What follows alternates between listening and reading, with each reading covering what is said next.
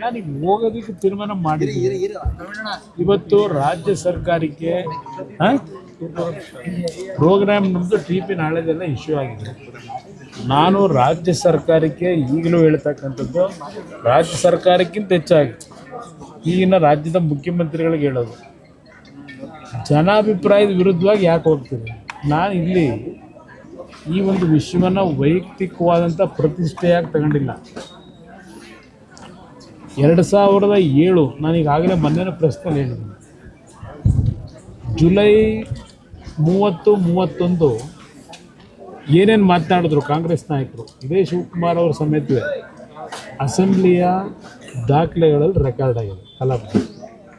ಅದಕ್ಕೆ ಉತ್ತರ ಏನು ಕೊಟ್ಟಿದ್ದೇನೆ ಅದು ಸಹ ದಾಖಲಾತಿದೆ. ಅವತ್ತು ಇವರೆಲ್ಲರೂ ವಿರೋಧ ಮಾಡೋದ ಹಿನ್ನೆಲೆಯಲ್ಲೇ ನಾನು ಟೌನ್ಶಿಪ್ ಬಗ್ಗೆ ನಿರಾಸಕ್ತನಾದೆ, ಅಲ್ಲಿಗೆ ನಿಂತೋಯ್ತದೆ.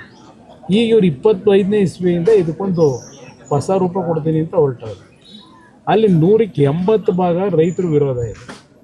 ರೈತರು ವಿರೋಧ ಇದ್ದಾಗ ಯಾತಕ್ಕೆ ಕೆಲಸ ಮಾಡ್ತೀರಿ? ಇದು ನಾನು ಕೇಳ್ತಕ್ಕಂಥದ್ದು. ಇಲ್ಲಿ ಇಷ್ಟೊಂದು ತರಾವತುರಿಲಿ ಅದೆಂಥದ್ದು ಈಗ 40 ಕೋಟಿ ಕೊಟ್ಟಿದ್ದೀವಿ ಅಂತಾರೆ. ಎಷ್ಟು ಜನಕ್ಕೆ?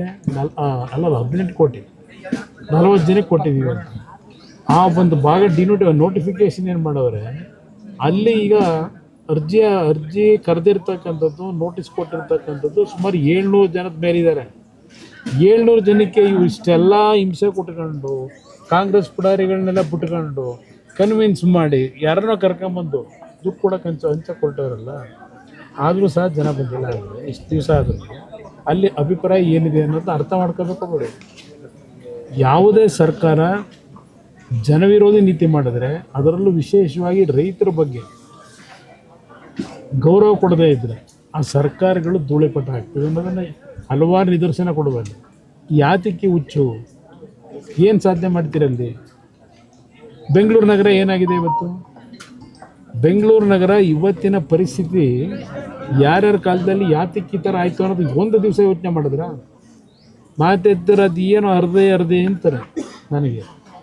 ಇವರೆಲ್ಲ ಅರ್ಧಿದ್ದೇನು ಹಿಂದೆ ಇವರ ಹಲವಾರು ತಪ್ಪು ನಿರ್ಧಾರಗಳು, ಸ್ವೇಚ್ಛಾಚಾರವಾಗಿ ಟೌನ್ ಪ್ಲ್ಯಾನಿಂಗ್ ಇಲ್ಲದೆ, ಯಾವುದೇ ಮಾಸ್ಟರ್ ಪ್ಲ್ಯಾನ್ಗಳು ಇಟ್ಕೊಳ್ಳದೆ ಸ್ವೇಚ್ಛಾಚಾರವಾಗಿ ನಡೆಸೋದಾರಲ್ಲ ಒಂದು 5 ವರ್ಷದ ಸರ್ಕಾರದಲ್ಲಿ.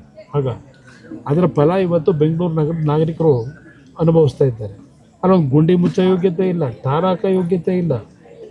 ಇಲ್ಲಿ ಹೊಸದಾಗಿ ಮತ್ತಿನ್ನೊಂದು ಟೌನ್ಶಿಪ್ ಮಾಡಿ ಇಲ್ಲೇನು ಮಾಡ್ತೀರಿ?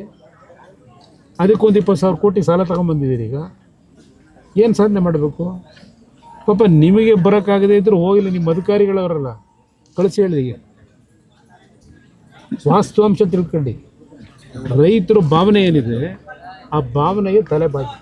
ಇಲ್ಲಿ ನಾನು ವೈಯಕ್ತಿಕವಾಗಿನೂ ಪ್ರತಿಷ್ಠೆ ಇಟ್ಕೊಂಡು ಇವ್ರ ವಿರುದ್ಧ ಹೋರಾಟ ಮಾಡಬೇಕು ಅಂತ ಅಲ್ಲ, ಬೇಕಾದಷ್ಟು ವಿಷಯಗಳಿಗೆ ಹೋರಾಟ ಮಾಡೋದು.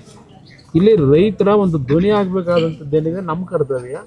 ರೈತರ ಪರವಾಗಿ ಧ್ವನಿಯಾಗಿ ಹೇಳಿದ್ದೀವಿ. ಸಿದ್ದರಾಮಯ್ಯನವರು ಹೇಳ್ತಾರೆ ಸರ್, ಆದಿ ಬೀದಿಲಿ ಚರ್ಚೆ ಮಾಡೋಕ್ಕಾಗತ್ತಾ? ಏನು ಮಾಡ್ತಾರಂತೆ ಇವರು ಮಾಡಿ ಜಲ್ ಮಾಡ್ತಾ ಇದ್ರು. ಇವರು ಸಿದ್ದರಾಮಯ್ಯ ಮುಖ್ಯಮಂತ್ರಿ ಆಗಿದ್ದಾಗ ಎಲ್ಲಿ ನಿಂತ್ಕೊಂಡು ಮಾತಾಡ್ತಾ ಇದ್ರು? ಯತೀಂದ್ರ ಅವರು ಅಪ್ಪಯ್ಯ ನಾನು 6 ಕೊಟ್ಟಿರೋದು 8 ಅಲ್ಲ ಅಂತೇನೋ ಒಂದಿದ್ದು ಫೋನಲ್ಲಿ ಮಾತಾಡ್ತಿರಲ್ಲ. ಎಲ್ಲಿಂದ ಮಾತಾಡಿದ್ರು ಅವ್ರ ಅಪ್ಪನಿಗೆ? ಇವ್ರ ಹತ್ರ ಕಲಿಬೇಕಾ ನಾನು ಯಾವ ರೀತಿ ನಡ್ಕೋಬೇಕು ಅಂತ ಹೇಳಿ?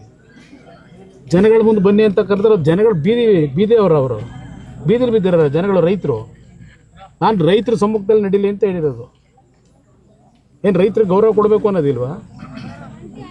ಇವ್ರ ಕತೆ ನಮ್ಮನ್ನು ಕಾಣದೇ ಇರೋದ ನನಗೆ? ಇವ್ರ ಹತ್ರ ಕಲಿಬೇಕಾ ನಾನು?